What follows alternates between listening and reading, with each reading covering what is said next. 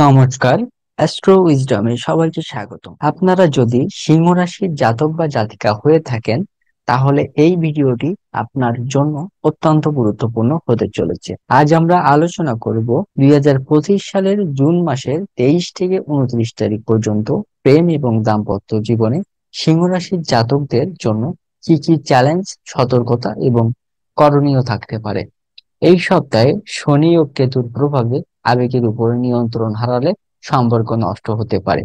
চলুন তাহলে শুরু করি আজকের আলোচনা। জেনে নিই কিভাবে আপনি নিজের সম্পর্ককে এই সপ্তাহে সঠিকভাবে পরিচালনা করবেন এবং মানসিক ভারসাম্য রক্ষা করে নিজের ভালোবাসার জীবনে স্থিতি আনতে পারবেন। তো প্রথমে আমরা দেখব প্রেম জীবন কেমন যাবে।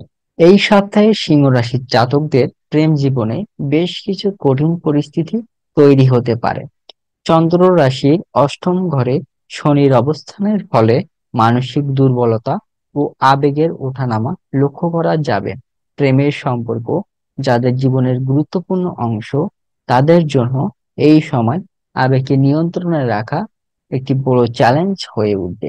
বিশেষ করে যারা নতুন সম্পর্কে প্রবেশ করেছেন বা এখনো সম্পর্ক স্থাপনের পথে রয়েছেন, তাদের জন্য অতিরিক্ত বিশ্বাস এবং অনুভূতি প্রকাশ বিপজ্জনক হতে পারে।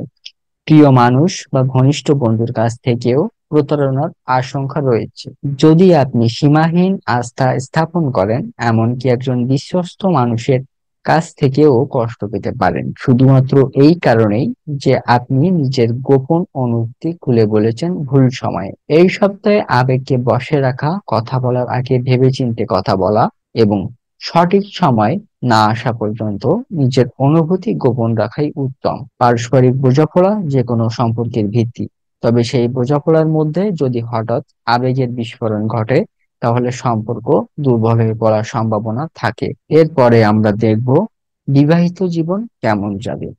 সিংহ রাশির বিবাহিত জাতকদের জন্য এই সপ্তাহটি মানসিক ভারসাম্য রক্ষার পরীক্ষার সময় বলা চলে। শনির অষ্টম ঘরে অবস্থান এবং কেতু প্রথম ঘরে অবস্থান মানে হলো আত্মবিশ্বাসের ঘাটতি ও আত্মবিশ্লেষণের প্রবণতা বেড়ে যাবে। এই মানসিক দুর্বলতা দাম্পত্য জীবনে নির্ভরতামূলক আচরণ তৈরি করতে পারে, যা অনেক সময় সঙ্গীর জন্য চাপের হয়ে দাঁড়ায়। ব্যক্তিগত জীবনের জটিলতা, যেমন অর্থনৈতিক চাপ, কাজের অনিশ্চয়তা কিংবা মানসিক উদ্বেগ, এসব কারণে সঙ্গীর প্রতি অতিরিক্ত প্রত্যাশা গড়ে উঠতে পারে। আপনি যদি বারবার সঙ্গীর প্রতি নির্ভর করেন মানসিক শান্তির জন্য, তাহলে এক সময় সঙ্গী বিরক্ত বা ক্লান্ত হয়ে পড়তে পারে। এর ফলে দাম্পত্য জীবনে দূরত্ব তৈরি হওয়ার আশঙ্কা থাকে। এছাড়া এই সময়ে সঙ্গীর সঙ্গে খোলাখুলি আলোচনা করলেও নিজের দুর্বলতা প্রকাশ করার ক্ষেত্রে সতর্কতা অবলম্বন করা জরুরি। কারণ সঙ্গীও যদি মানসিকভাবে প্রস্তুত না থাকেন, তাহলে আপনার অনুভূতির ভুল ব্যাখ্যা তৈরি হতে পারে। অতএব কৌশলীভাবে পরিস্থিতি পরিচালনা করাই বুদ্ধিমানের কাজ হবে। এরপরে আমরা দেখব সম্পর্ক টিকিয়ে রাখার করণীয়। সপ্তাহটি যেমন আবেগের চাপে তেমনি সুযোগেও পূর্ণ। সম্পর্ক রক্ষার ক্ষেত্রে কিছু নির্দিষ্ট করণীয় ও সতর্কতা অবলম্বন করলে সিংহ রাশির জাতকরা সহজে এই পরিস্থিতি মোকাবেলা করতে পারবেন। প্রথমত, আবেগপ্রবণ সিদ্ধান্ত এড়িয়ে চলা অত্যন্ত জরুরি। কারো উপর হঠাৎ ভরসা করে গোপন তথ্য বা অনুভূতি শেয়ার করলে সেটি সম্পর্কের ক্ষতি ডেকে আনতে পারে। বিশেষ করে প্রেম অথবা দাম্পত্য সম্পর্কের বাইরে কাউকে কিছু বলা এই সপ্তাহে বিপজ্জনক হতে পারে। দ্বিতীয়ত, সঙ্গীর প্রতি আস্থা বজায় রাখার সঙ্গে সঙ্গে নিজের সীমার মধ্যে থাকা উচিত। সবকিছু সঙ্গীর উপর নির্ভর না করে নিজেও কিছু মানসিক ভারসাম্য গড়ে তোলা দরকার। আত্মনিয়ন্ত্রণ, ধৈর্য এবং বোঝাপড়ার ভিত্তিতে সম্পর্ককে এগিয়ে নেওয়াই এই সময়ের জন্য শ্রেষ্ঠ কৌশল। এই সময় যদি আপনি চুপ থেকে পরিস্থিতি পর্যবেক্ষণ করেন এবং কথা বলার থেকে বেশি শোনার অভ্যাস করেন, তবে অনেক বড় সমস্যাও সহজে এড়িয়ে যাওয়া সম্ভব।